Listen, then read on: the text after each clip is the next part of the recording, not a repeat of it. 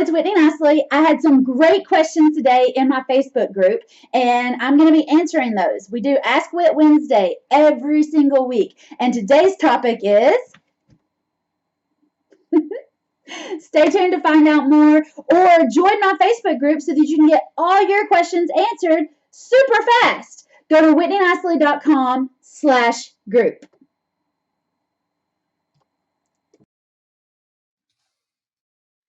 Mailbox money. Let's talk about mailbox money. So how do we create mailbox money? Is our mail run today, speaking of?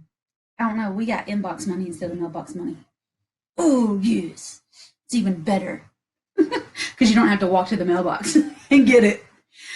So mailbox money, landlords get mailbox money. In the old days, when my mom started investing, she would buy a house, put a renter in it, and they would mail her a rent check every month, and she'd walk to the mailbox, get the check out, take it to the bank, and deposit it. She had money in her mailbox. It's mailbox money. Now, my mama still does that, but I don't do that.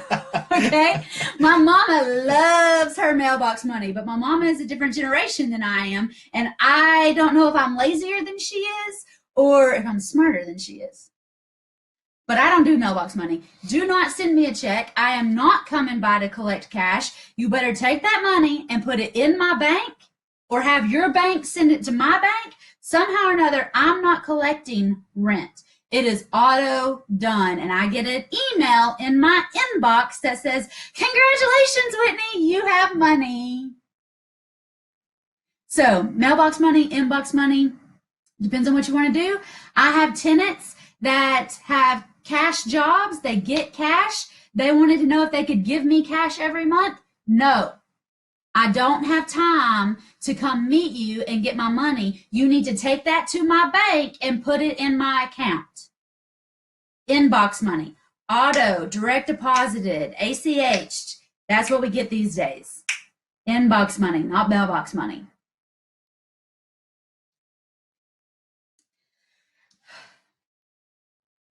So, Whit, how do I get out of my comfort zone? All right, this one's fun. I put up a picture the other day, and it was somebody, and they're in their comfort zone, and they finally get up the nerve, and they run, and they push the button, and then they run back to their comfort zone. Whew, I did it.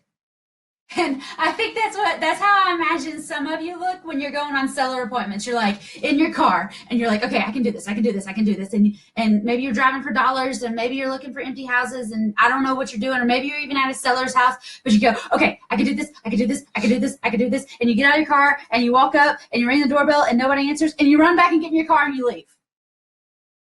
Whew, I did it. I went to the seller's house, they weren't home. You kind of did it, all right? I want you to have some conversations. I want you to put some offers out there. I want you to start negotiating. I want you to actually get an appointment to talk to the sellers when you know they're going to be home so that you can get a contract. People tell me all the time they want to buy houses, but they don't want to get contracts signed. Does that make sense to you? It does, and I'll tell you something that I did, because I started off in houses just like Whitney, and then decided that I wanted to do apartments. And one of the things I'm going to talk about tomorrow is the difference, some fundamental differences with characteristics and stuff between single family and apartments, but the lingo and what you have to speak is also different. And until I got into it and really got accustomed to it, one of my fears was, well, what if I go talk to somebody and it's a good deal and I miss out on that opportunity because they're like, either he's not a savvy investor, he doesn't understand, or they think I'm a dumbass, or whatever the case may be. So to be honest with you, what I did is I looked up properties in places that I knew I wasn't going to invest, and I just picked up the phone and I started calling people and I just started having conversations. And the more I realized was two things. Number one, I really wasn't that far behind on my lingo. As a matter of fact, I talked to some people right off the bat that I think I knew more than they did, and they were commercial brokers and represent properties. But the best thing to do is start having the conversations, and it doesn't matter who you're having them with. If you have the same fear that I did, well, I don't want to do it with people in my area because I might run into them at church if you live in a small town, or it might hurt my reputation around the area, or whatever. Don't do it in the area. And nobody says that you have to make an absolute definitive offer on the first phone call that you're on. Just call and start having conversations with people that have stuff listed, with agents that have stuff listed, whatever the case may be. As long as you're talking about real estate, I promise you, you will learn something each and every single conversation. And it won't take long, guys. It really won't take long. I did that for probably, 6 weeks maybe, until finally, we just said the heck with it and, went, saw property, put in an LOI, and the rest is history. So just start having the conversations. There's no other way around that. One thing I want to bring up too is that was kind of uncomfortable to call all those people, right? Sure. Okay, big deal. You survived, right? I did. You learned a lot, right? I did. Awesome. And you just figured out parts of your day where you could just slide that in or get back to them at a certain time. You just have to put it into your rhythm, okay? That's how you're going to find the good deals. You keep at it, keep at it, keep at it.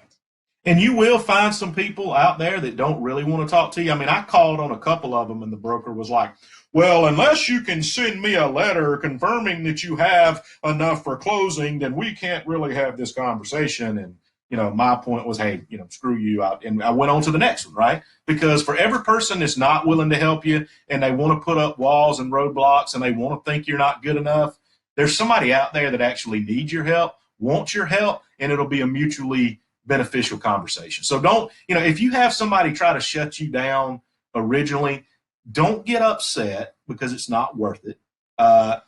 Second of all, don't let it stop you. I mean, a lot of people, start down a journey and because they don't have immediate success, they just stop.